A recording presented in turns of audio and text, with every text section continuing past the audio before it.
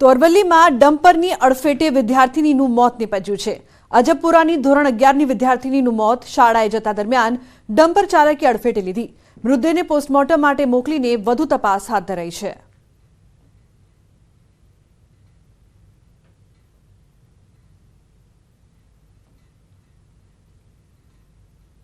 તો સુરતના ખડોદરા વિસ્તારમાં આગની ઘટના સામે આવી છે। ખડોદરાના પ્લોટ નંબર 34માં ભીષણ આગ લાગતા અફરાતફરી મચી હતી। સ્પેર પાર્ટના ગોડાઉનમાં આગ લાગી હતી।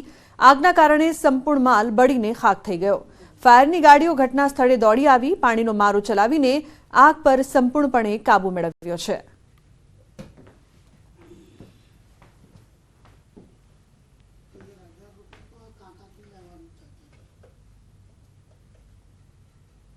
હવે વાત લોકસભા ચૂંટણીના શંખનાદની।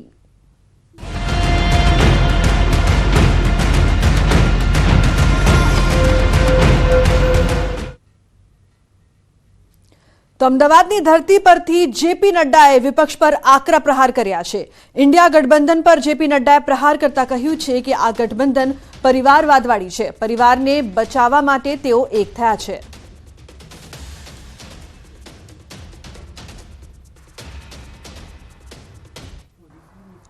अब ये इंडिया अलायंस की बात न करूं, इनका एजेंडा वैसे 3 है। पहला एजेंडा है परिवार बचाओ, दूसरा एजेंडा है प्रॉपर्टी बचाओ और तीसरा एजेंडा है भ्रष्टाचार के आरोपों से बचो। अब बचेंगे कैसे? मोदी जी ने तो लाल किले के प्राचीर से कहा एक भी बेईमान बचेगा नहीं।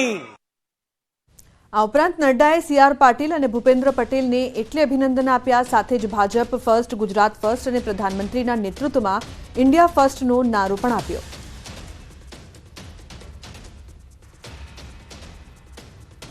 मैं आपसे सिर्फ एक ही बात कहना चाहता हूं कि BJP first, Gujarat first and under Modi ji we have to make India first and विकसित भारत, उसके तरफ हमको आगे बढ़ना है। दुनिया में भारत फर्स्ट, भारत में सामर्थ्य है, भारत में समर्थन है, भारत में सक्षम है, भारत का नौजवान सक्षम है। तो राम मंदिરની પ્રાણ પ્રતિષ્ઠા બાદ પ્રદેશ અધ્યક્ષ સીઆર પાટીલનું નિવેદન। મોદીજીએ સાબિત કર્યું કે કઈ રીતે શાંતિના માહોલમાં મંદિર બન્યું।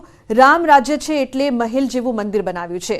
ટેન્ટમાંથી ભગવાન રામ મહેલમાં બિરાજ્યા છે। મોદી સાહેબે સાબિત કર્યું છે કે આખા દેશના લોકોની અપેક્ષા હતી કે આ મંદિર બનવું જોઈએ, એ એમણે બનાવ્યું છે। ભગવાન રામની આપણે વાત કરીએ છીએ તો રામ ભગવાન હતા એ તો આપણે માનીએ જ છીએ, પણ સાથે સાથે રામ એ રાજા પણ હતા। તો રાજાને શોભે, રાજાને તો મહેલ શોભે। હમણાં સુધી તો રાજા એ તો ટેન્ટમાં હતા। મોદી સાહેબે એમને આખા દુનિયામાં જે કોઈ મંદિરો બન્યા છે એમાં સર્વશ્રેષ્ઠ મંદિરો છે એને લાઈનમાં રામ મંદિરને લાવીને મૂક્યું છે।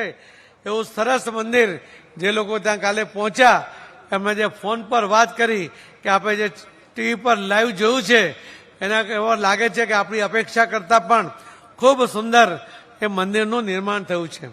એક રાજાને શોભે એવું, એક ભગવાનને શોભે એવું, રાજા રામ અને ભગવાન રામને શોભે એવું મંદિરનું નિર્માણ કરવા માટે મોદી સાહેબે જે જહેમત ઉઠાવી, એના જે અનુષ્ઠાન કરીને, એના ધર્મનું, સનાતન ધર્મનું પાલન કરીને એમણે એક મેસેજ આપ્યો છે અને એ જ મેસેજના આધારે આપણે આજે જે ઉત્સાહ છે, આપણે આખો દેશ એ રામમય બની ગયો છે અને એના કાલે આપણે દ્રશ્યો જોયા છે। છેલ્લા અઠવાડિયા 10 દિવસથી જે રીતે વાતાવરણ આખા દેશમાં હતું અને ગુજરાતમાં તો ચરમસીમાએ હતું, એના માટે આપ સૌને હું ખૂબ ખૂબ અભિનંદન આપું છું। વડાપ્રધાનશ્રીને તો આપણે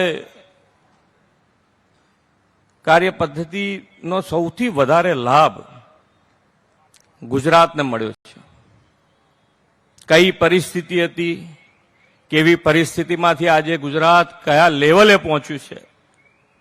ગુજરાત મીન્સ ગ્રોથ, એ લેવલે ક્યારે પહોંચ્યા, કેવી પરિસ્થિતિમાં હતા અને એ પરિસ્થિતિમાંથી માન્ય વડાપ્રધાનશ્રી આપણને અહીંયા સુધી લઈ આવ્યા છે। એમના નેતૃત્વમાં આપણે બધા